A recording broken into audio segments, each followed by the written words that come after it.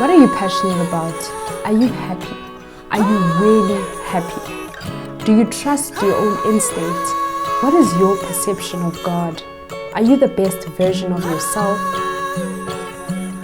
This is Conversations We Never Had, hosted by Wendy.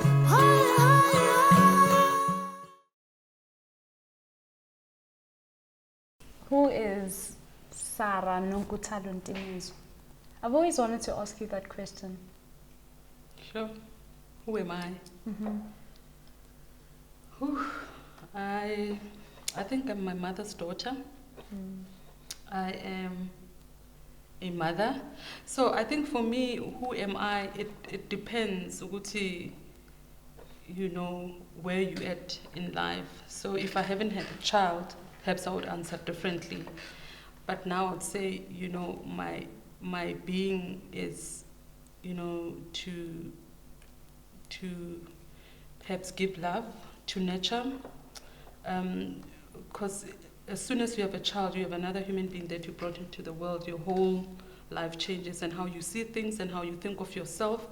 Not necessarily that, you know, you take your life and you discard it and you're thinking of your child, but your child plays a big role. So who am I is now encompasses of your well-being as my daughter. So I'm my mother's child, I'm a mother to you, and I think my mission is to be content with who am I now as a mother to you at the moment, and I think it's just an ongoing thing to introspect, to try and find yourself, because I don't think while you're living you reach that, you know, threshold to say, I'm definitely sure who am I. So you explore, you know, as soon as you bring life as well, I'll be a grandmother to that child. So, you know, it takes another direction, because it's not only you that I have to think of all the time, but it will be my grandchildren, your children, because I mean, I have only you, and it means that your children will be a big part of me, because it will be an extension or addition of you. What do you think I don't know about you? That I'm a very sensitive person, because I come across as very strong, and I take a lot. I take a lot from people, I take a lot from you, and sometimes I just feel, oh, this child doesn't get me.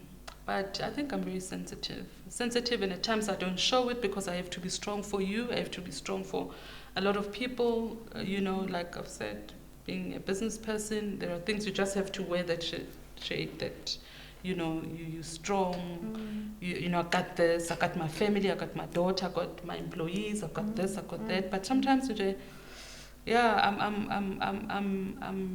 I'm sensitive, I'm shy, and a lot of people don't even believe when I say I'm shy. What don't you like? I think I am not confrontational to a certain extent. I'm that person that likes love, peace. So I would let things go, slide, and until I hit my threshold of anger. And then I'm confrontational at the time. So, you know, sometimes I'd like, you know, leave it, as long as, for peace sake, let's leave it. But because a lot of people, you know, wouldn't think that I'm not confrontational, because I am that outspoken person, that harsh to others, that I'm loud and all that. But, you know, my loudness goes with love and peace, you know, and I do fight and I talk too much and but I when I explode, it's when I have like exhausted all avenues, because I'm a peaceful person. But some people, maybe they perceive me as, you know, this loud person that likes this, because when I reach that, I would then, you know, so I'll be angry and, you know, confront things, but not as confrontational to say, oh, by the way, let's sit down. Let's I would talk. let it slide, and then until I reach that threshold of anger, then I attack. So I think that's something that I need to you know, grow on, you know. When your dad passed away, I was already like I think I was young. I think I was around 3, 4. So I do remember slightly of him, you know, I have, you know, memories, but glimpses, glimpses of him, but I don't really remember him exactly. But I want to know the happiest moments that you've had with him. Sure, happiest moment. I guess, you know, there was nothing really much, because again, growing up in my household, because I was like hoping again, my mother and my father split a long time ago. And as I was growing up, I would find myself, you know, like I was staying like permanently with my mother, her family side.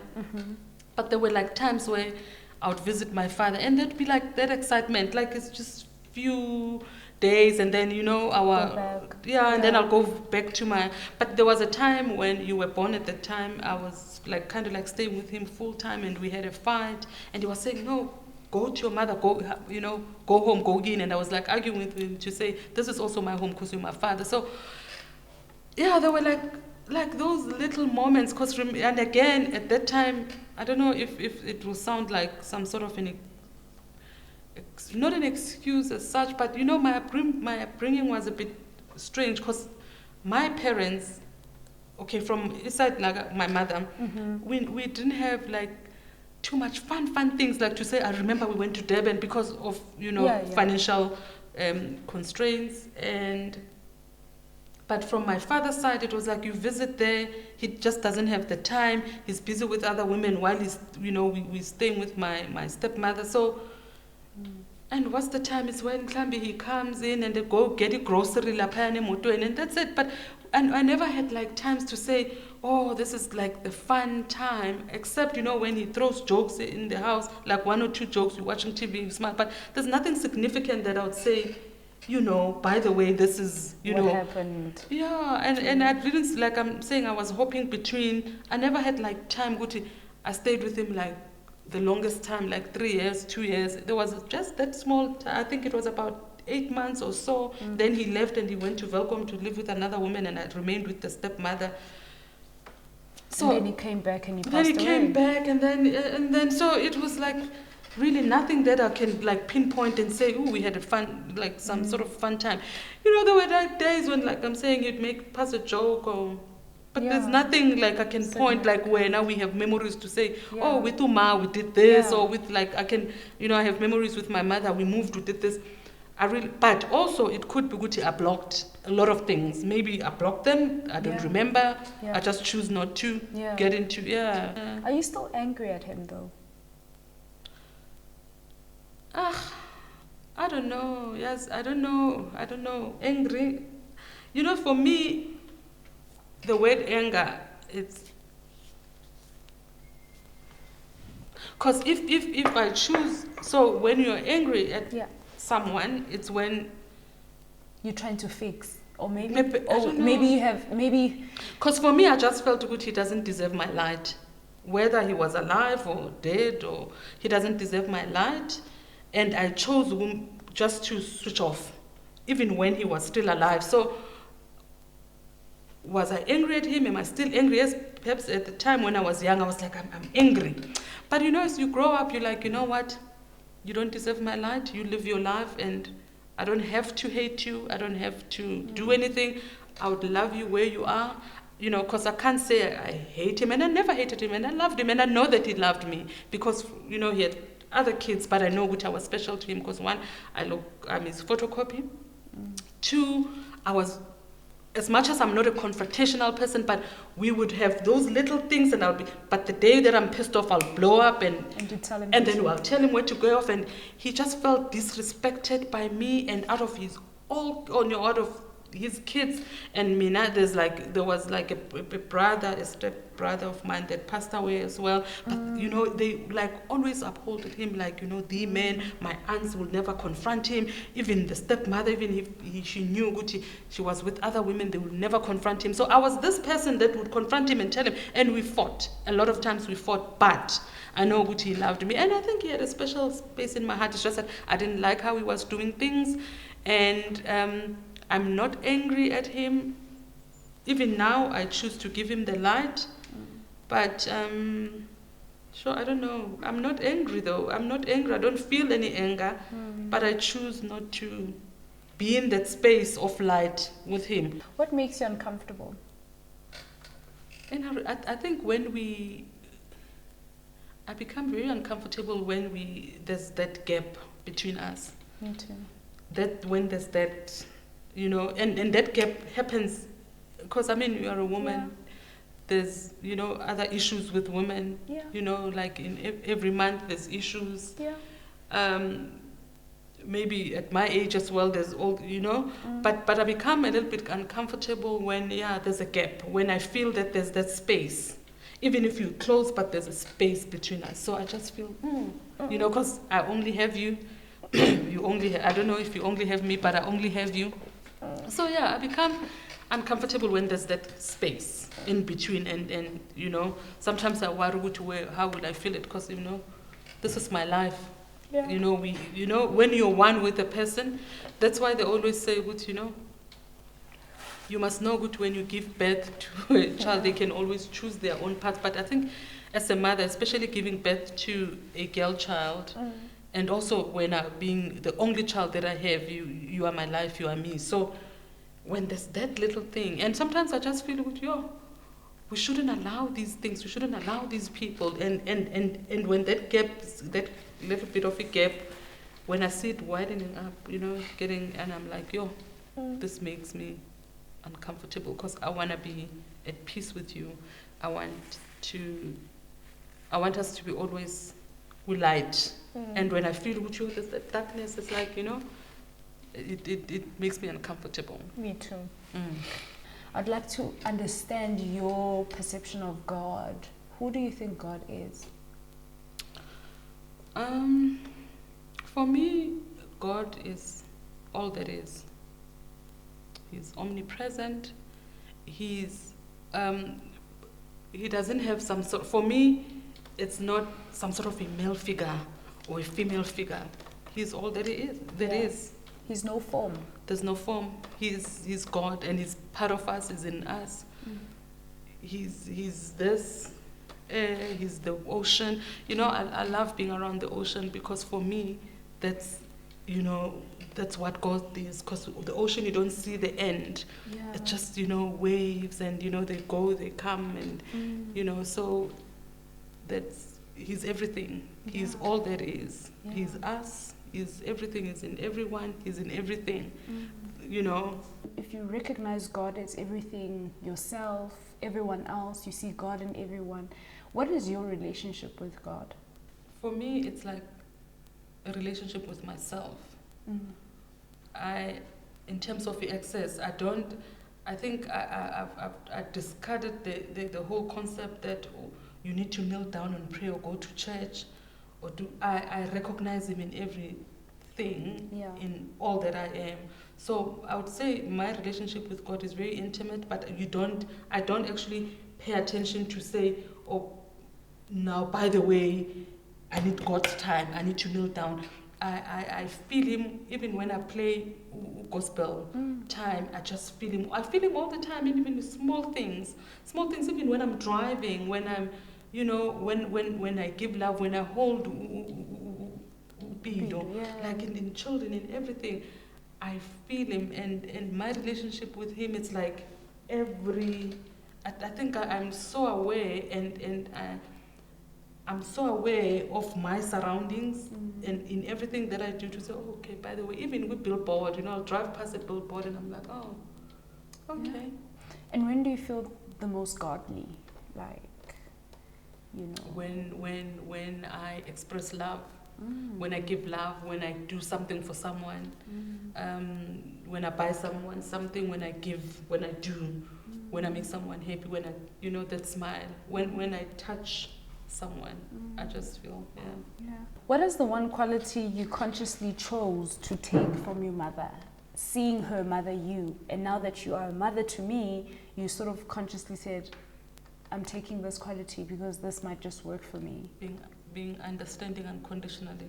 I struggle with it, but I think I'm getting somewhere. Just unconditionally, no judgment, just understand, and love, and selfless love.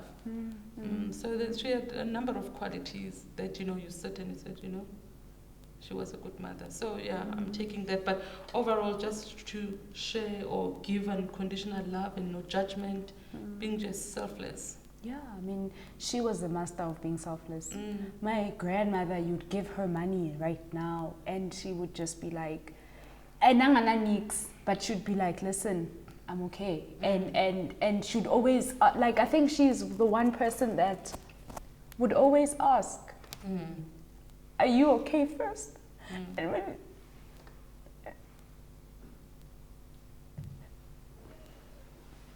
you're okay, then she's okay, you know.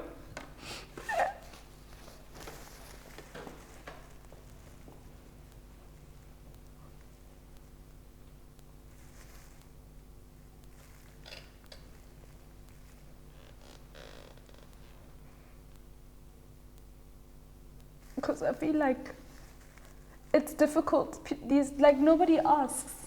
Nobody bothers to take a moment to say, Wendy, are you okay? And I find myself doing that to a whole lot of people, and I don't get it. Not that I don't, but I feel like she was one of those people that should just be like, are you okay? And that changed my life forever, because when I sit down in the midst of my darkness, going through her grief, when I grieve about her, I think those are the things that come to mind to say, actually, dude, you don't have people that are going to ask you anymore to say, are you okay? To just take a moment. And, you know, I'd offer things to Uma, and she would be like, are you okay first? Take care of yourself first, and then take care of me. No, she was the person. Yeah. And I think I value that, and I appreciate her for that, for that part. Ooh. Are you afraid of dying? For me, I don't have a problem with dying, but the only problem I have is that I'll die and leave my child. But the death itself, no, I don't have a problem, because I think we die and we go to I always say it's better than here. Because here I'm confined to this body. I can't move out of this. For me, my soul cannot do anything on earth without this body. But I believe that when we're dead, we go to a higher place where you are who you are, but even, you know, back to the oneness, you're even greater. So I always envision something like, I can be dead here in South Africa and my soul will be here and see your children, yours, you know, but I can be in America at the same time. So I believe that souls, they're just limitless. They have that, you know, they can express themselves anywhere, anytime, any minute. We are just like, that's how a soul is.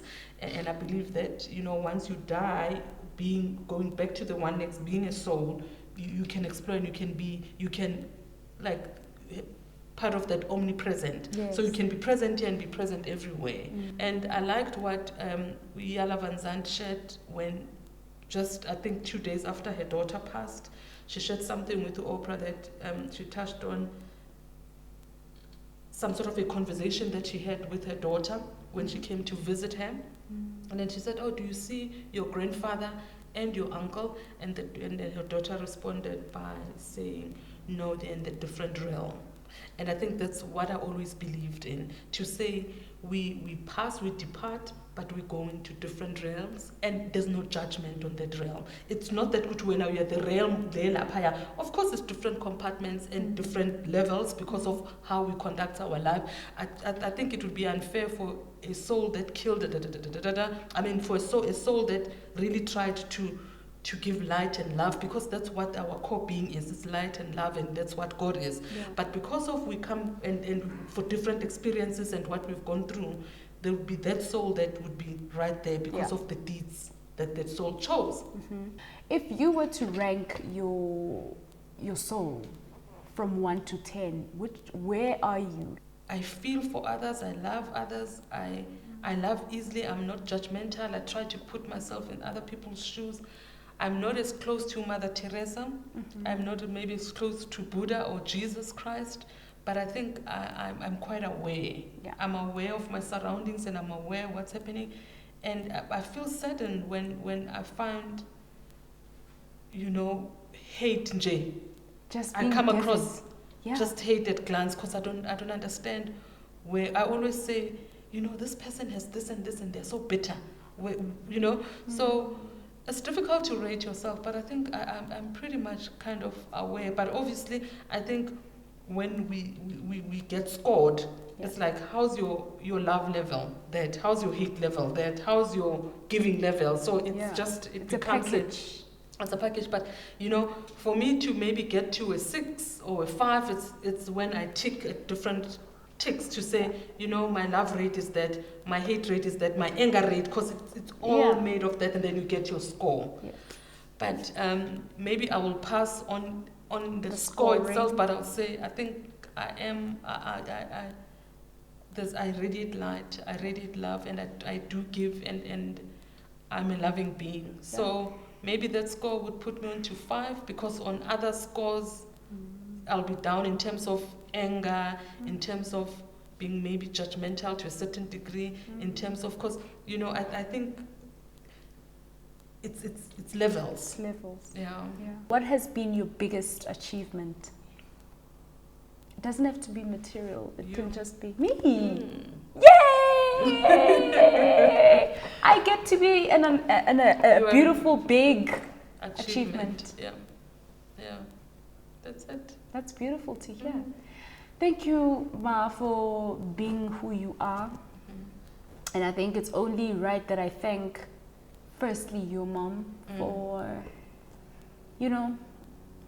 for bringing you into the world. Thank your mom and father for bringing you into this world. And then thank you for being who you are and the kind of qualities that you've instilled in me.